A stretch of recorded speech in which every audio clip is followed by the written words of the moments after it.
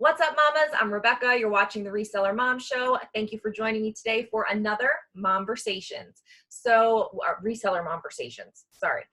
Today is episode 12, and I am joined by Quenby, and I will let her give all of her handles and introduce herself, but I'm so excited to have her here. Everyone welcome Quenby, and go ahead and let everyone know who you are, where you're from, what your handles are, and, kind of your little reseller intro, please.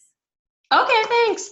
I'm Quenby. I'm Grateful Queen on YouTube, and I'm Grateful Queen B on Instagram because Grateful Queen was taken. I was kind of wishing I had the same, but I've been reselling for 8 years, and I know a long time. That's great. And I have one son. His name is Torvald, and he's 8. Okay. I sell mostly on eBay, but I have really gotten into Posh this past year. Okay. I'm here in Northern California. I am in Santa Rosa, which is about an hour north of San Francisco. Mm-hmm. So the thrifting here is pretty good. Good. Yeah. Just making a note here. Sorry, because then I want to ask her about that, and then I forget. So California, outside of the Bay Area, and yep. I've been a few places in California. I'm not too sure about where exactly everything is, but that's north of that's Los Angeles and stuff. That's more north. It's way north. So Los Angeles would be like a 10-hour drive. California is pretty huge. Okay. Yeah. So San Francisco, the other major city in Northern California, it takes me 1 hour to get to the Golden Gate Bridge. Oh, okay. So an hour north of San Francisco. Okay. So I've been there, and I don't know why I did not realize that I was like way north of the only other place. I was like, I don't think I really even knew that's where I was. I know, everybody does that. That is cool. So now how's the weather out there? Because you probably are having similar weather to us in Orlando. Like it's just now in the like higher 60s, lower 70s, like a nice break from heat and all. Yes. Yeah. I mean, it's starting to be fall. We get a ton of rain coming up. So we're starting to feel fall. So I have cooler mornings, but it can still get to like 80 degrees. Oh, okay. In the late afternoon. Yeah. That's how it's going to be for us for a little bit. And then it'll start, kind of really having a little bit more of a cool. Sometimes we get more of a fall, sometimes less. But I will say today's the first day I have like long sleeves on. And people are going to think I'm crazy, but it was like 68 this morning and I put on long sleeves. So I don't that's when I get a chill. Yep. So you have one son, and he's about the same age as you've been reselling. So did that kind of happen? Exactly. Stay home with him, and then tell us that kind of origin of the reselling? The little one. Yeah. Okay. Well, it's kind of layered because it's changed for me over the years because I've been doing it so long, but it's kind of a cute story about how I started. Do you want to hear it? Yeah, absolutely. So it's true. I've been selling 8 years and my son is 8, and it all started with Hannah Anderson pajamas. Do you know what those are? So, some family members, when my son was born, gave us these really high quality pajamas. They're made of Pima cotton. They're organic cotton. They're like the highest quality, super cute with stripes. And they washed really well. So if he'd like spit up or have, a blowout, I could wash them and they were great. So when he grew out of them, which he did really quickly, I went online to buy more. Do you know how much they are? I don't even know, but I know expensive. They're like $48 a pair. Yeah. And I'm kind of cheap. I'm a thrifter. So I'm like, I'm not spending $48 for one pair of pajamas. And he grows out of them so quick. Yeah. So that's when I started looking for like Googling inexpensive Hannah Anderson pajamas. And that's how I found eBay. And I could get him like 2 pairs for $25. So I started selling my son's baby clothes and buying new baby clothes. Right. And that went on for maybe a year. And my first eBay name was Sweet Pea Baby Clothes because I thought that's what I was going to be doing. I had no idea that there was stuff on there for me. Right. It didn't even occur to me. Yeah, I know. So I found out about it through kids' clothes too. That's how I found reselling as well. I wonder if a lot of mamas have done that. I think so. I mean, it wasn't with, eBay. I've mentioned this before. I think on another Momversations where I started selling on an app called TopSpot, which Poshmark bought out. So TopSpot was just for kids' clothes, and I saw it in a magazine, probably like a parent's, waiting at the doctor's office or something. And it said, sell your kids' clothes on this app. So I downloaded the app and put up, because Gio was just about 6 months old and was just starting to outgrow things. And I didn't know, I knew I would sell them or do something with them, but I didn't know what. And so then I started putting a couple of his things on there and made a few bucks. And I was like, great, I could put that in his college fund or just get the next set of whatever. That's great. And then I started networking with the moms a little bit more and found out that they were buying thrift, because I'm like, how do you have all of these clothes? Like, how many children do you have? And which seemed like such a stupid question, because they had these big closets. And, I said, how do you have all these clothes in random sizes? And they said, well, we thrift them. And I was like, what?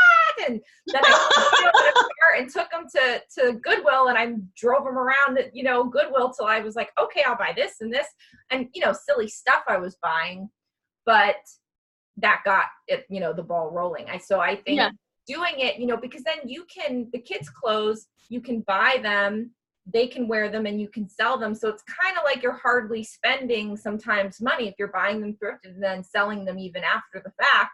It's like free for the kids to have clothing, which is great, just a little expense. So anyway, I'm sorry, go ahead. And have you figured, like, boys' clothes are harder to find at the thrift store because, like, my son's 8 now. I can't find him pants because he goes through his pants. Maybe this is true of girls too, but I just don't hear it talked about as much. But I can't find him very often pants or anything because all the knees are ripped, So going online to buy boys' clothes would be great. I didn't know that there were sites specifically for baby stuff. That's good to know. Yeah. Well, TopSpot, like I said, got bought out by Poshmark now. That's when they added kids into Poshmark. But Kidizen is one that is strictly for kids. Well, actually, no, now they've opened it up. So it used to be strictly for kids' clothes. Then they added women's, and you can also sell other kids' things on there, like toys and books and stuff too. And I've been on and off of it, and I need to get back on it because not a lot of people know about it and would like to. Yeah. So I'm going to kind of rehash my journey on there. That way I can start showing it. But go ahead and check out Kidizen if you still have a lot of kids stuff. I mean, he's 8 now, so it's getting into a different thing, but you could still sell 8-year-old kids' clothes on there. Or if you just, especially the Hannah Anderson, a lot of those like tea collection, Gio and I are not that kind of, I bought him one tea collection thing on Kidizen because I had credits to spend. But yeah, I would encourage you to check it out and see if you have that kind of stuff, because it's a whole specifically for that. So yeah, because I know we talk a lot about death piles in the reseller world, and my death piles are kids' clothes. I have 2 huge bins of kids' clothes because when I used to go to the Goodwill outlet, if I saw a cute kids item, I would just pick it up because it's so inexpensive. It's so light and small.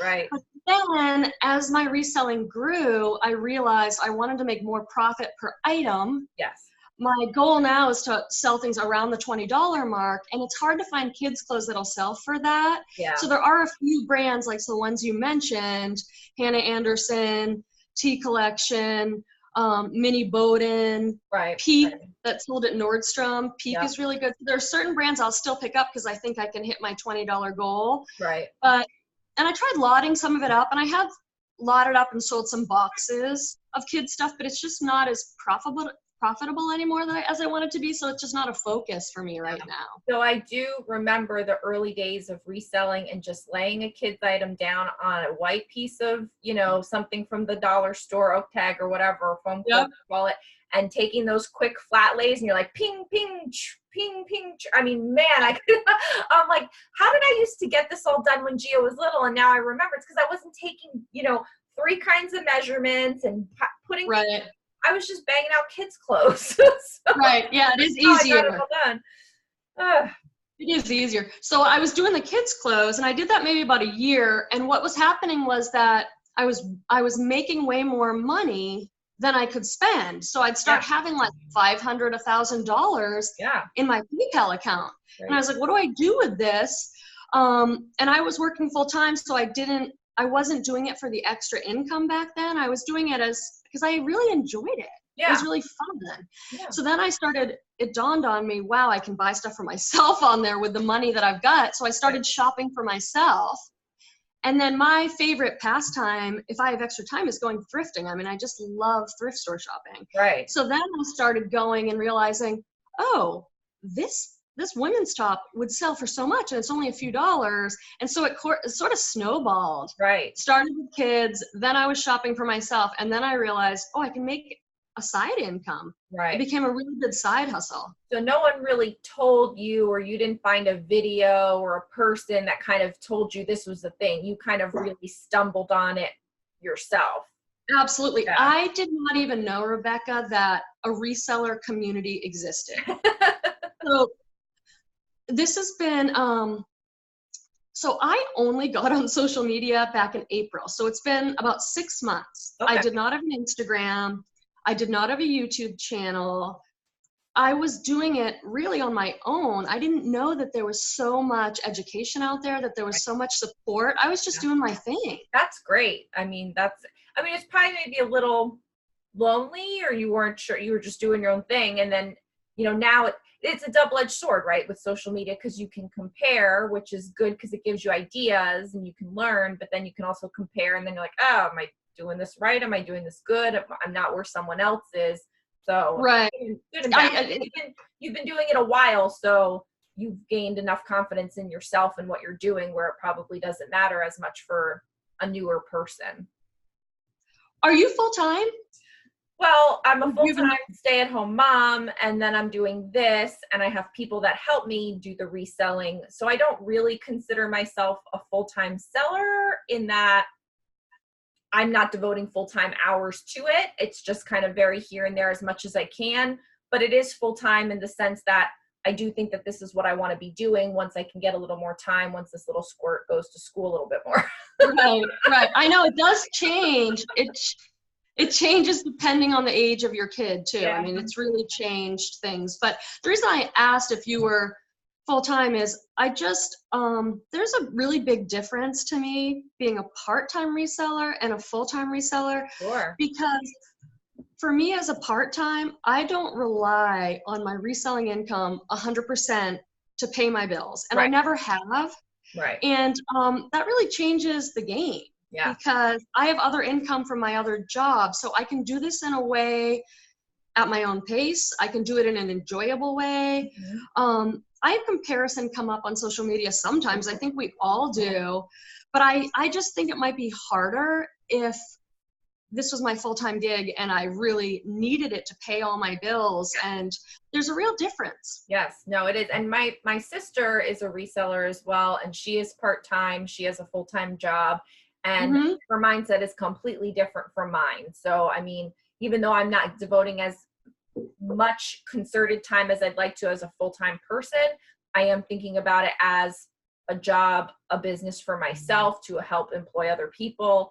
And she's thinking of it as, this is my cruise money. This is my paid student loan money. This is extra. She's willing to wait a little bit more to get the price that she wants. She's able to buy less things, and she's not pressured to buy a certain amount of things. She buys what she can buy when she can buy it, kind of thing. Right. That's exactly it. A lot less, pressures in that way. I totally see that. Yeah.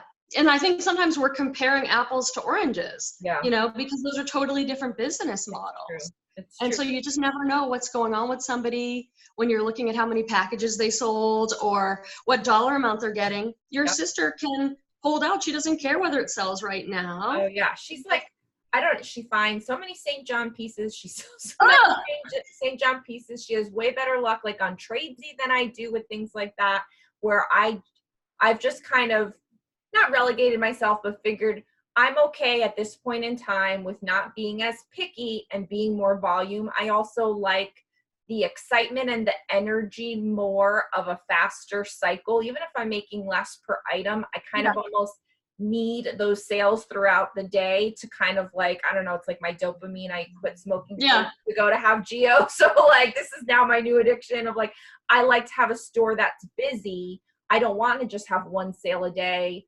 Even if it is for $60, I'd almost rather have 10 sales and still end up at the $60 because it gives me motivation throughout the day to continue to do things, even though that may. I agree. I think I'm probably that way. I think I'm probably that way too. And, you know, I definitely think of this as a business now. Yeah. And I do somewhat rely on the income, but I do have another job so that I don't have quite as much pressure, but it's grown so much for me that I've had to learn to treat it as a business. What, do you mind sharing what your full-time day job is? So I'm a psychotherapist. I work with kids mostly. So it's a pretty, I haven't talked about that a lot on social media. I have to figure out how to kind of hold both of those. Right. I've been doing that for 12 years. You have your own practice? I do now. So that's one of the ways that reselling really helped me. So for about 10 years, I worked at hospice, and I was a grief counselor working with kids and loss. Wow. And which is pretty intense work. Yeah. I absolutely love it. I know that this is what I was put on the earth to do. It's the most rewarding, best work for me. And I was there about 10 years. But when my son went into kindergarten, I just realized, hey, I don't want to work full time for another organization as much as I love that work. And there were ways I could be flexible. Like when I was working full time at hospice, I would go home on my lunch breaks just to kind of, my son was with my mom, and I'd go home and just to like lay eyes on him and check in. And when he was a baby, I'd go home just to nurse every day at my lunch break. So it had some flexibility, but there was something about him going into school, not preschool, but public school. Right. I just wanted to be more available to him. I realized that I want to volunteer in the classroom. That's important to me. I want to be able to sign up for all the field trips. Yep. You know, and not have to ask my boss for a day off because that was tricky. Yes. I wanted to be able to pick him up after school because I'm like, he's 5. It's a long day if he has to go in at 8, be in class in kindergarten. I think it was till 12:30 or 1, and then he'd have to be in an aftercare program. Got it. And that's totally fine. Every family has to figure that out for themselves. Every mom has to do whatever they have to do to make it work for their family. So there's no judgment in anything that other people do. Absolutely. I'm just saying for me, and with my particular son, because every kid's different and they all have different needs. But with my son, I knew I wanted to be available more once he hit school age. Yeah. And so what I did when I knew I was getting ready for him to go into school is I upped the reselling, and I was like, okay, this is bringing in a lot of money. I'm going to do it more. So I know I can earn enough to help support our family with the reselling before I just leave a really good job that has benefits and everything. Smart. So smart and good. Right. So you can imagine I was working pretty hard. Yeah. Because I was still at hospice doing all that. And then on my lunch breaks, I'd go into a thrift store for 30 minutes and then I'd go home. I'd list when he was napping. I would, he'd go to bed at 8 or something back then. I'd do an hour or two of work then. Yeah. But before I left that job, I wanted to know I could make a few $1,000s a month on eBay. I was just eBay then. Yeah. And then I could build my private practice. So I really relied on this. It was I'm so thankful to the reselling. And is your practice somewhere? You have an office, or is it in your home? It's now in my home. Oh, that's great. So I'm self-employed. I have 2 jobs. I have my psychotherapy practice and I have my reselling, and it's a really good combination because it's like if a client cancels, I'm like, no problem. I'll go take some pictures. I have shipping to do. I think that having some part to full-time but flexible work in addition to reselling as part-time, full-time, flexible work is probably the best ultimate way. Like everybody wants to just be a full-time reseller. And now that I can see a path toward it, I'm almost like, I don't know, like once I will have 5 full days of Geo going to school, I'm like, am I really gonna, now I have to cram it all in because that's the only time I have, when I'm kidding or this or that. But when I have more time, am I going to be as hustly and like super efficient and laser focused, or am I going to be a little loosey goosey? I don't know. And then also like, then you're really on your own. Like you don't have other, like if I really am going to do this and I'm not gonna go get another job somewhere else. So it's like I kind of almost, now that I've been talking to other people, seeing different people do various things out there, I almost feel like what you have is probably the best, because you have something solid in case reselling goes haywire, Right. but you're being able to utilize the flexibility of both and have them complement each other so well. I think that's so smart. I do feel like I've just hit this sweet spot. It's like my practice is where I want and my reselling is where I want.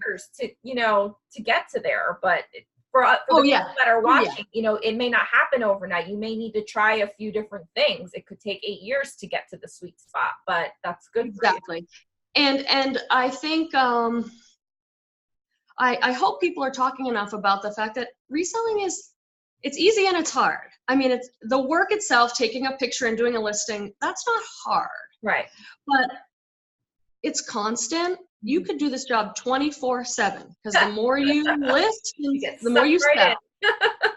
You can get sucked right in. But it's not like in selling clothing, for instance, it's not like easy money. It's not like you make hundreds of dollars an hour doing it. You have to work pretty hard. It's a grind. It's definitely a grind. And there needs to be elements of it that do bring you some kind of joy, because it is a grind and you need to pull from something for motivation. And whether it's, a dinging store or, like I said, like around this time, I love selling ugly Christmas sweaters.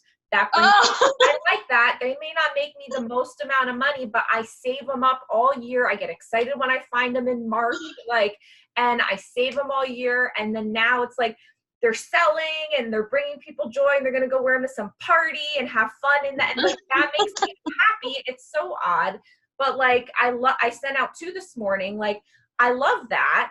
And I know that I have a little bump at the end of the year just from having saved them up all year. So that makes me happy, where it's like, I thought about this idea of getting ugly Christmas sweaters. I saved them up and now it's paying off. And that the idea of that circle makes me happy. So I love that. You have to have some things that just aside from, yes, I make money selling online, clothing online. You have to find these little things that bring you joy throughout it too. So, exactly. Or doing YouTube or being on Instagram and connecting and having that camaraderie. Good too. That was a big lesson from my dad, to kind of, if you choose some work that you love, it doesn't feel like work as much. And as much. As much. I mean, I'm not going to sugar, but I love clothes. And so a way I've moved in my business that's different, because my business is always changing. It has to be. Yep. Now I try and pick up things that I love. Good. And there's an item I do not love, even though I know it could sell. I just don't want to deal with it anymore. For example, I used to pick up all those vintage Quacker Factory sweaters. Because I'm like, I know I can make 20. My sister just sold one the other day. I was like, you're still picking up Quacker Factory? So funny. It's so not my style. It does, for me personally, everyone's different, but for me personally, it doesn't bring me that joy. Right. It'll probably sit in my death pile because I don't want to deal with it. I don't want to deal with that bright yellow embroidered rhinestone with ugly sweater. Watering cans and right, and that's somebody's style, so that's perfect for them. Yes. No judgment. That's perfect for them. But for me, if I have that sweater, I'm not going to want to list it. I'm not going to have any enjoyment while I'm doing it. Then I have to put it away. Then I have to package it. I'm not picking them up anymore. I'm cracking up at this. That's so funny. I don't know what mine would be. I've been thinking about that too. Because I do end up leaving some things at the bottom of a pile. Because I've said before, I'm okay with having death piles because I have a photographer that helps me. I have virtual assistants. I feel a responsibility to constantly have work for them. I don't want to leave them in a dry spell. And so I always want to make sure I have 2 or 3 weeks worth of stuff in case something goes haywire and I can't source. I don't want the whole thing to come to a screeching halt. So I like death piles. I'm cool with that because they don't stay for long. I don't know if that's a death pile then. Yeah, right. It's like a on hold pile. I don't know, backup.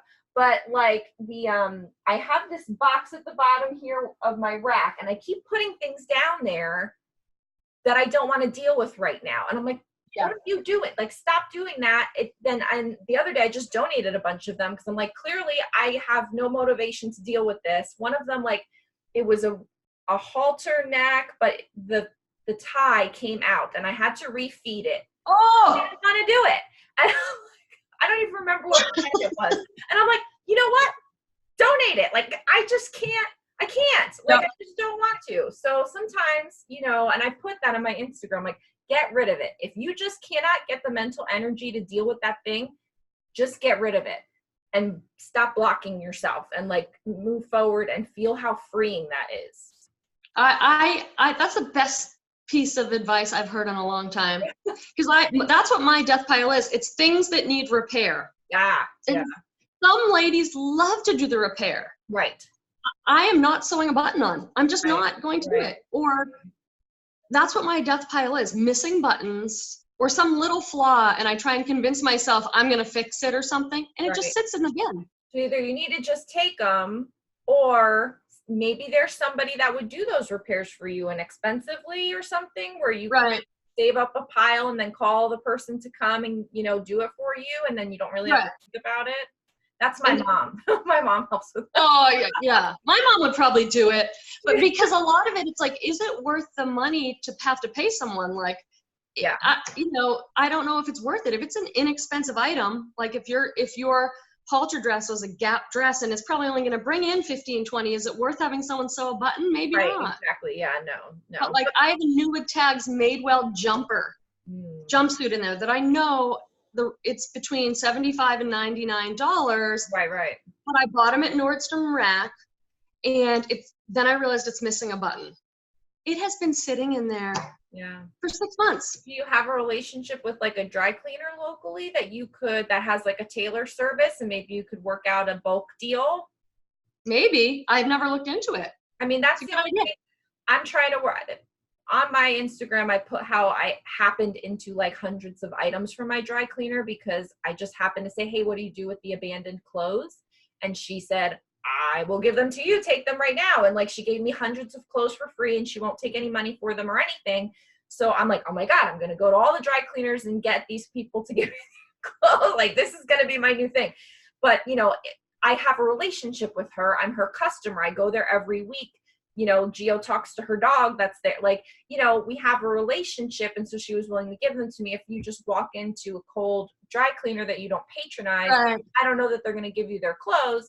But I've been slowly trying to mention from time, because I would love to get because on women's clothes to pay for dry clean is so expensive. Right. So I'm trying to work on her for like a discount on dry cleaning, because then I would maybe buy more things that I knew needed dry cleaning. But now I don't buy them. So maybe if you have a big bulk, you could find someone, locally that you could go to and work out a deal. And then maybe that would take care of it. Yeah. It's just an extra step. And so it's sick. I know. But that's a really good. Did you get anything really good in that dry cleaning? I got a Robert Graham shirt, but it wasn't like a super crazy one. It was kind of plain. That was a good name. I got a couple women's, an Abercrombie jacket that already sold. So everything that I got excited about, there was kind of like something wrong still. So I did donate a good amount of it, which is all I was going to do anyway, was donate them. So I kind of just scraped off the top, and probably I ended up with maybe 50 or so. But I mean, she gave me almost like 200 items. Like, it was crazy. And then she had me go back again. So I think now she's just saving them. And when she gets sick of the pile, she's just going to give them to me, which I'll be happy to take. And so far, she's only accepted 1 cup of coffee from me. I tried to give her a grocery gift card, and she wouldn't take it.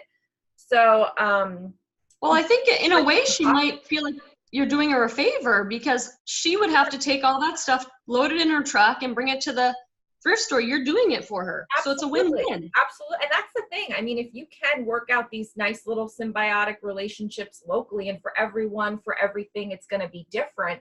But, we're getting very stuck sometimes for the people that don't have a bins, or the bins is not a good thing for them. And then their Goodwill's prices are going up, and maybe they don't have local, everybody's local area is so different that you really do have to get kind of creative. Actually that leads me into, for you, for sourcing now, like you mentioned Nordstrom Rack, like and now your son is older, he's in school. What are kind of your sourcing things? Where do you go to source? What is, kind of tell us a little bit about how you're operating your business now. Yeah, because I'm in a city, I have a myriad of options. Yeah. There's so many thrift stores here. So we do have a Goodwill outlet, the Bins. So I occasionally go there. Yeah. We do have several Goodwills. I have not been going to the Goodwill because in my particular area, they're no longer doing any kind of sale. So they don't have a half off color day. Wow. They used to in the past on Sunday, whatever color what had been on sale that week was only 99 cents. So I would go almost every Sunday and fill up a cart and get tons of inventory, but they stopped that January last year. So I don't go to Goodwill anymore because in my area, a dress is $10, jeans are $10, a regular short sleeve shirt is $6.99. I mean, it's just the prices. I just can't go there anymore. That's nutso. So, but we do have several like church thrift stores and a Salvation Army, so I go there. Okay. I also try and mix it up. I just put a video out on YouTube, a retail arbitrage video where I went to Ross Clearance and I've never seen this before. Tell me if you have at these types of stores. Ross is sort of like Marshall's or TJ Maxx. It's in that kind of, but I know they have different ones on different coasts, but they had all this Eileen Fisher. Really? I've never seen Eileen Fisher at one of these stores. So I got all this new with tag Eileen Fisher that retails for, between $150 and $250. Yeah. I got it at the clearance sale. So I just try and mix it up. I think that's great. I mean, I don't do it often. We have a TJ Maxx locally that I've gone into a couple times, and my problem is I get sucked in and I don't have enough discipline. Oh. I'm more optimistic than I should be. And so I'm like, oh, brand new at tags, Kate Spade, recent swimsuit. And I bought it, and I bought it for like $20. And that was the clearance price. Cause I'm like, it's going to go for a lot of money. I looked up comps and it looked promising, and it's still sitting. Like I bought some Nanette Lepore, distressed jeans. Those are still sitting. Cause I like the idea of a multiple quantity. Like if you can find it in a few sizes, then you only have to list it once and all that. So I've kind of banned myself from some of these stores because I just don't have the fortitude to buy things that I shouldn't be. But that sounds like a good deal, the Eileen Fisher probably. I mean, I want to be really careful about retail arbitrage because it can be risky and you have to have the money to put out. And with new tag items, they often are more expensive, and those are usually more long tail items. Yeah. That's how I think of it. Like, if someone's going to give me $75 for a new tag Eileen Fisher, it might not sell right away, and I have to be okay with that. Right. And honestly, I'm a thrifter at heart. I grew up thrifting. It's in my blood. I mean, I love thrifting. I believe in it for so many reasons, political, environmental. So that's my preference. Yeah. And I like to mix it up sometimes and have some new tags items in my store. And you do have to be careful. Like I went to the TJ Maxx yellow tag sale. I have some videos on my channel about that. Yeah. And the things there were so cheap. I'm talking $2, $3, $4. It was cheaper than my thrift stores. Right. So that was a no-brainer. Yes. So I think you just have to be careful and do your research and make sure you can afford to do it. Absolutely. And it's just a way to mix it up. I kind of believe in having different types of items. Like I have my closet on Posh and my eBay store. I wouldn't say they're curated, but because they're not all the same theme. Right. But I like to have a mix of different items. And I like to have some new, some used. Just in my business for myself, I like to have not just one stream of income from the psychotherapy. I like to also have a reselling income and have other things going for me. I just think it's safest and smartest. So no, I try agree. to do that. And that's why I've seen really successful branded curated closets, and I'm like, oh, should I do that? Like my store is Mom Roar Boutique. I started it, very early on when I was just kind of finding my way in this whole momming thing. And honestly, I don't even remember I wish I remembered the origin story of the name, like actually, so I could tell this whole nice story, but I don't. I was probably like, you know, completely traumatized, but from no sleep and stuff. So like, Right. who even knows where that came from?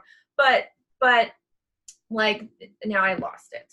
Darn it. Oh, You can yeah. So I wonder sometimes if my name, just having Mom Roar Boutique, you know, mom, does that turn off, you know, the 20-something Anthropologie boho festival girl that's buying from all of these nice boho curated closets, and she's never going to come to mine, even though I do have some of those things. Or, you know, I have plus size down to lower sizes, extra small and size 2.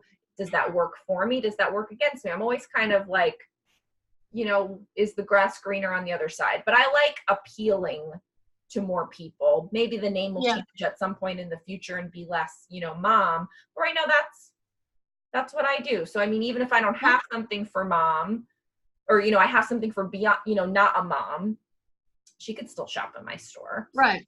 And I think on Posh and eBay, in my opinion, I think people search for certain items.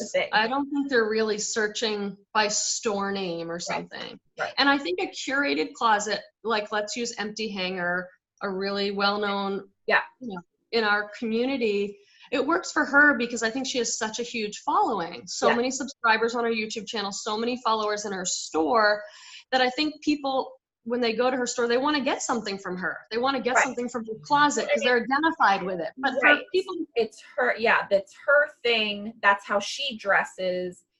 So she is the brand is her, and it all just kind of flows. Whereas, like I said, for me, I don't, you know, this is about I don't think it matters. That's my opinion.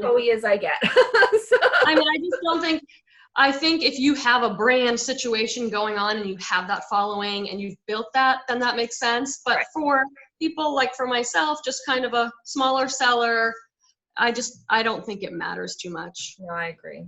But some people might have other information on that. That's just the way I'm thinking of it now. So I'm curious about eBay, because you've been on eBay for quite some time. So obviously there's been all kinds of, you know, ups and downs, and you were also doing it on your own for a while. You said like not really in the community per se, to where maybe all these like gates and dramas and whatever happened where people get all crazy on Instagram and stuff. Maybe you were largely shielded from a lot of drama because you weren't involving yourself, you know, in the social media aspect of it, which is probably better for you.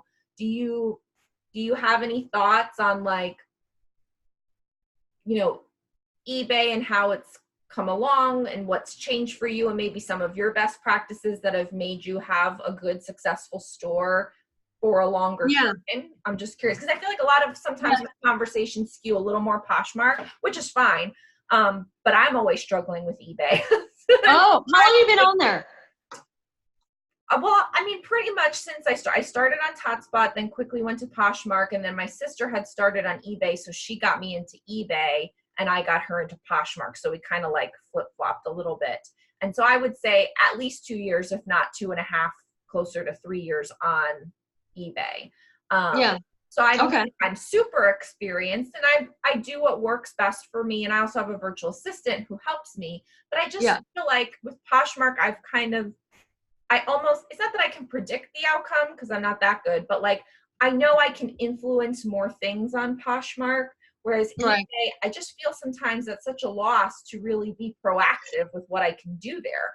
And so I'm always so curious when people have such great success with eBay, like maybe I'm missing out on something that's so obvious or something, or they've just developed a really good, you know, tip or trick that they can share. All right, I'll tell you it all kind of in a nutshell, because for me, it's pretty simple. You ready? Okay. On eBay, it's very simple. List, list, list. I mean, it's like when I don't list, I don't sell. When I do list, I do sell. Mm-hmm. So right now my goal is to list 5 items a day. Mm-hmm. And I do have a virtual assistant now who helps make that possible, because I've been putting a lot of energy into social media right now as a way to grow my business. Right. Like with YouTube and everything. So having a virtual assistant has saved me. But I think it's like what everybody says, the more engaged you are on the platform, the more consistent the sales are. So for me, I list every day on eBay. Yeah. If it's 5 items, 10 items, and I have sales every day on eBay. Yeah. I mean, if I don't have one sale, that is a very freaky day. I mean, but it varies. Some days I have 15 sales on a weekend. Sometimes I have 3 sales on a weekday, but I always have sales. Right. And I always have. And I attribute that to being really consistent. Yes. Just every day. Get on there every day. Good. And I think it's true with Poshmark too. Poshmark, way more so. You have to share every day at least once. You have to send out offers to likers. You have to be really engaged. Right. So for me, it's a little bit opposite of what you said, because for me, I feel like on Poshmark, I have to do so much more in order to make the sales. On eBay, I look at it like, I don't have to do anything. I put the thing up there, list it, forget it, it sells. I don't have to share. I don't have to send out as many offers. That thing just runs itself. For me, that is like a dream. Wherever you start, I feel like that's the one where that's what makes sense to you. That's what reselling is. And then the other one, which was the complete opposite thing, is like harder in some way, whether it's Poshmark with just being more active and work, or whether it's eBay with the shipping and the sales and I don't know, and the algorithm. You know, it's like, and the glitches and the return, like you're either team Poshmark or team eBay, you know, team like app based versus team website based or something. I don't know how to call it, but yeah. I like them both. I mean, honestly, I like them both equally. They're just 2 different animals to me. And I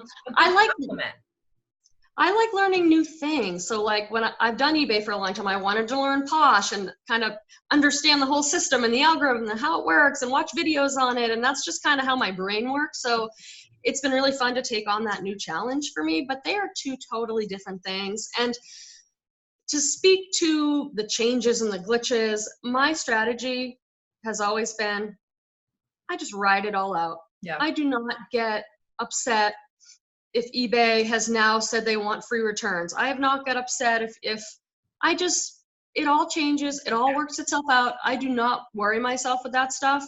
Yeah. Like right now, there's all these YouTube videos and stuff on Instagram that eBay's got some size glitch and everyone's like, hysterical. This stuff always happens. It's always going to happen. Have you had sales in the past couple days, or have you noticed that there's an issue? You have. Yeah, I mean, I looked at by the time this airs, this may all be resolved because I'm trying to record a few ahead. So people don't think we're all weird, but we're recording this on the 18th of October. So this whole eBay size glitch is, 2 or 3 days old at this point.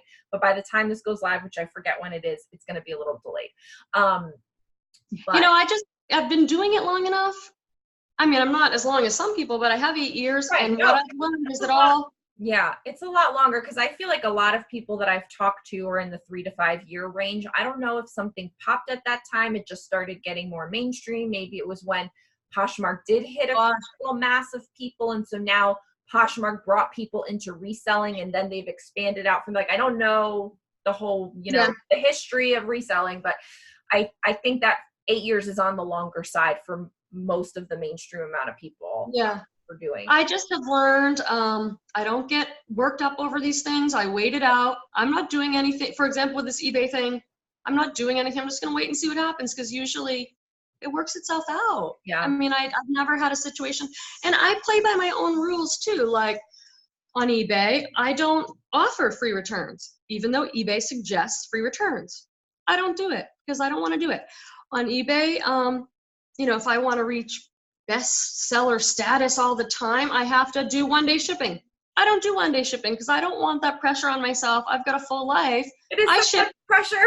I do. What difference does it make? It's like, maybe you'll get a few more sales if you are a top-rated seller all the time. I go in and out of top-rated seller status. Yeah. I mean, I have 100% positive feedback. I work with customers all the time. I just don't sweat it. I say, you want to return it? No problem. Send it right back, hun.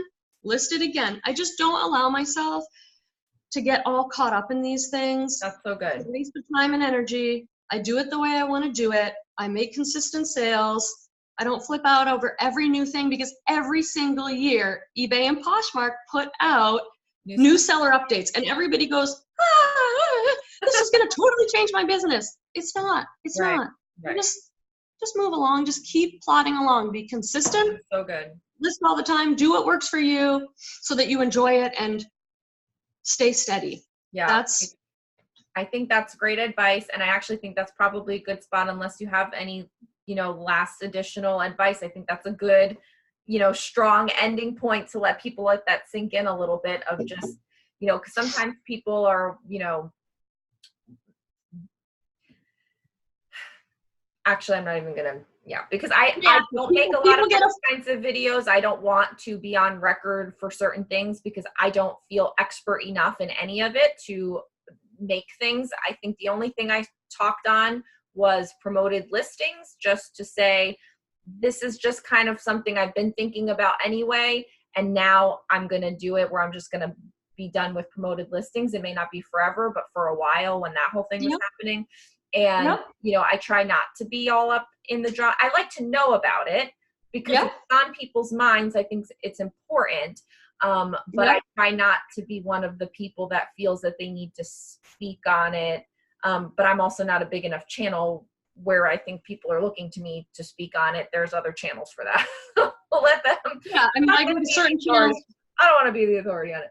Right. I think that's, and I don't want to minimize the importance of it because people's businesses and how they make money is really important. Yeah. So if there's a glitch or something and that's hard for them, I totally respect that. I just think getting caught up and being super reactive, it's not going to help your situation. It's not going to change things for you. I think just try and stay calm and see how it works out. Right. And, every situation's always resolved itself, usually within a few days to a week. So see if you can ride it out and stay calm. Right. Well, I'm about to leave on my cruise in 2 days. And so the whole kit and caboodle's getting shut down, and who knows what's going to happen when I plug back in and see, who knows if I'll have listings, maybe everything will be gone. I don't know. We'll see what happens. But yeah, I mean, I definitely agree with that. And I think that's great from someone who, like I said, has been maybe doing it a little bit longer than some of the newer people, myself included. I think it's good to be very steadfast on those kinds of things. So any last thoughts? Yes, I do have a last thought. Yes. Here's my last thought. I just wanted to appreciate you and thank you for doing this show, the mom show, because for someone like me who worked in isolation for a long time and didn't know there were so many other resellers, to come and find your show and listen to other moms like me doing similar things, I was so touched by it. I got all teary-eyed and was like, oh my gosh, this is what I've been looking for. This is exactly what I've been looking for. So I've been going through and watching all the shows. And, I just want to say, if you're a mom out there and you're doing reselling, connect with us. Yes. Come find me on YouTube, leave a comment, get involved, find us on Instagram. We want you in our community. Absolutely. We want your questions. We want the hard things that happen. We want to celebrate with you the good things that are happening. There's a ton of support available. I now know that. Yes. It's a huge resource, so plug in. Yes, no, I completely agree. Thank you for that. And, and for me, coming in at about, 3.5 years starting this, and not the YouTube of it, but reselling, that's what I felt as a reseller mom was lacking, because I was struggling with being a stay-at-home mom. Then I'm struggling with being, a reseller and what's all going on with that. And I guess I found YouTube things before I really got into the Instagram community probably. And while there are lots of moms out there, and I identified that, I didn't feel like anyone was speaking with that voice in mind and with that audience in mind. And it was, some people shared a little bit about their kid, and I get that not everyone wants to share about their kids or their personal life. We're here for reselling information perhaps and whatever. But I just felt like that perspective was just kind of being glossed over. And so you didn't really see, how do you make this all work? Like, when am I supposed to be working? How do other people work? Where are they getting all this? It's like, it's just a whole different animal, I feel like. And even if it really isn't, it feels that way. So, at least for me. And so it took a long time before I could get myself to the point where I could do YouTube. I was just so nervous about it. And then I got so nervous that I said, the heck with it, F this, I'm just going to do it. And I started talking to myself in the car. that was was my first bug. I said, that's it. Like, I'm so over being nervous about it that I'm just going to do it. And that helped me. And I've heard a couple other people say that that's when they finally started putting themselves out there, whether it's YouTube or Instagram, is that they just got so worked up about it that they finally moved past it and could then do it. So I don't know, but I encourage everyone, if you feel like you have some sort of thing to add, some sort of unique voice, some sort of perspective that you don't feel is being spoken to out there, you should bring it to light. You don't have to do it forever. You don't have to do it a lot. Just do it and see what happens. I mean, literally nobody else, people care and they're touched by it. Like you say, you were touched to find, a show like this or whatever. But at the same point, if you had your own thoughts on it and didn't like it or whatever, you would have just watched something else. Or, you know what I mean? It's not as bad as you think. No one's going to like stone you out there in an online world. Like, and if they do, it would be good for you to learn how to overcome that too, because that's a good journey for everyone to be on. I think, like, confidence sake and, all of that, for me, if people say not nice things, like, that's going to be fine. I had a couple of comments a few, Momversations ago where they said that I was talking too much and I was not letting the person that I was interviewing get their perspective in. And that kind of tilted me a little bit. I wasn't mad and I wasn't hurt by it. It didn't send me into oblivion for the day. It was only because I want to put out a good show and I don't want people to think I'm like ramrodding the guest in any way. But in my mind, I had thought of this as a conversation. That's why I called it Momversations and not like just an interview. I wanted it to be a two-way thing, selfishly for me, so I could talk to you and not ask me questions. Like, I wanted it to be us. And I feel like that's how the best conversations happen and things come to light organically, because we don't think ahead of time. We don't know each other at all. You creeped on me a little bit on the internet. I creeped on you a little bit on the internet just to make sure we could talk. But, we don't know each other, but here we've had this almost hour-long conversation and it's gone amazingly well, because that's what happens when you find two reseller moms that are interested truly in sharing their stories and journey with people. And, hopefully I'm not being rude by interrupting people or speaking too much, but I think that the watcher can benefit from both. And if not, then you don't have to watch, and that's okay. But I do appreciate the feedback. And in this one, I feel like we've had more of a conversation, but the two before this, I did try to be more interviewee because I do take the feedback. So for those that want to leave a comment, I'm happy to take all of your thoughts and feedback. I do appreciate it. And for those that are interested in doing this, whether you want to come on, here, or doing your own YouTube channel, I totally think you should give it a try. And that's how you work with feedback. I think you take it so, in so far that you can use it as constructive, but don't take it in so much that it's going to make you have a bad day or anything. Exactly, because at the end of the day, it's your channel, it's your show, and you have to just be you and put you out there. And some people are going to love it and some people aren't. Right. There are plenty of YouTube reseller YouTube channels that for some reason I just don't click with that person. I don't know what it is. It's just not for me, but it's for someone else. So that, those people get to decide what they want to watch and not. And you get to take in the feedback and say, let me roll this around and then see where I come at the end. Absolutely. Because you get to be you. We want you as you are. We don't want you to put on a channel that isn't authentically who you are. That won't go over well either. So that's what I personally like about your channel. So that it feels like so authentic and natural, like a conversation. I love watching that. Right. Well, and I appreciate that. And I've loved this conversation. This is I know. And one thing I would say, which I don't know if you would do it or not, or if it's, a thing, but when you said how, your day job is in therapy, I totally think you should have a reseller therapy show. Like, I know that may not be your specific area, but I bet that would go over so well. Like, I would come on and be like, okay, we need to analyze how I'm thinking, and you can tell me, help me work through my reseller issues. I think that would be the coolest thing ever. So I still have to kind of I have not shared that publicly. This is the first time I've told anybody that. And it's because I'm still figuring out how to balance the two identities. Right. Don't go. I don't know if she doesn't want it. I mean, for liability reasons, I don't know if I can give out advice on the internet. Yeah, I don't know. So I'd have to check that out. I don't know a lot, but I think I talked to Denali, who's El Ducho Thrift, and she's love her. Our perspective, and I said we should we should do something together where you can learn to intelligently communicate the transferable skills that you have from being a reseller should you choose to get another career at some point. Some people don't do reselling forever, and we have good skills that we've learned and developed through reselling. And she obviously knows from being the HR perspective how the best way to communicate that would be, and that's always something I thought was so interesting.